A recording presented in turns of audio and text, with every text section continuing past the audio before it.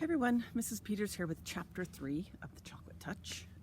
So as Chapter 2 ended, John had just eaten that most chocolatey of chocolate, round chocolates, and now it's the next morning. The birds were chirping in the tree outside John's window, and the sky beyond was deep blue. The bedroom door opened a few inches. "Hey, Sleepy," Mrs. Midas called. "Everyone else is up." John put on his bathrobe and slippers and ambled to the bathroom. His sister, Mary, was still brushing her teeth, and he had to wait until she finished. "Come on, Mary," he said a little crossly. "Don't take all morning." "Here you are," Mary said, handing him the toothpaste tube. While Mary soaped her face, John squeezed a little of the toothpaste onto his brush. The paste was white. John made a face at his toothbrush.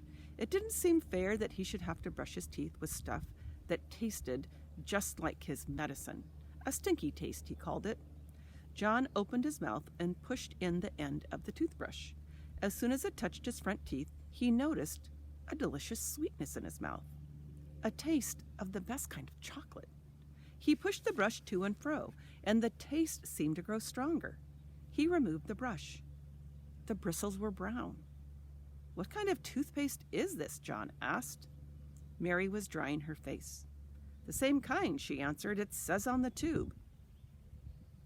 "Crest," John read. It was the same kind they always had. "Why, it's chocolate flavored this time," he asked. "Boy, it's really good." "Silly," Mary said. "Of course it isn't chocolate." She hung up her towel and swished out of the bathroom. John squeezed some more toothpaste onto his brush and continued to brush his teeth. Chocolate again. It was marvelous. Rich, sweet, smooth chocolate, chocolatey chocolate, like the single piece of chocolate from the box the night before. There seemed to be no further need for the toothbrush, so John rinsed it and hung it up. He squeezed out another bit of toothpaste, onto his fingertip this time.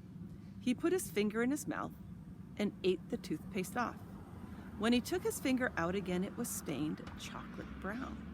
John wasted no more time. He put the end of the toothpaste tube into his mouth and emptied the paste onto his tongue.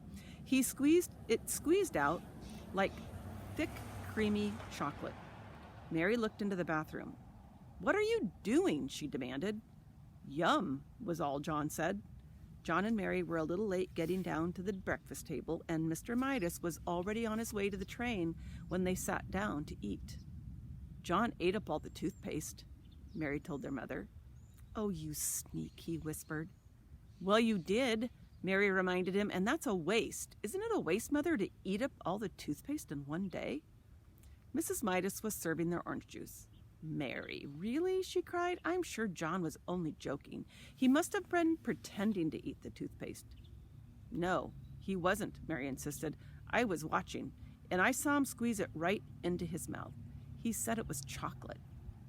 "Oh dear," protested Mrs. Midas. "Chocolate again. Now I know it was a joke.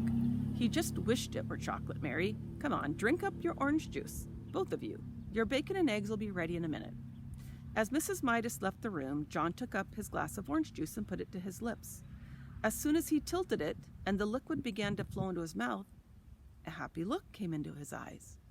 "Boy, that's good," he said at last, lowering the empty glass. "Chocolate juice." Wait for this car to go by. Sounds like a motorcycle.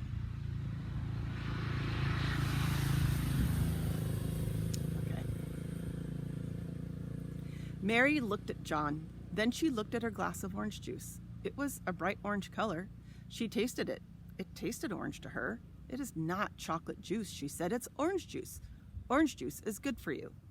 "Yes, John," Mrs. Midas said, hearing the last few words as she carried in the tray of bacon and eggs. "You must drink your—" She caught sight of John's empty glass. "John," she said, "you're a good boy. That's the first time in ages that you finished your orange juice without having to be told." "It tasted like chocolate," John explained.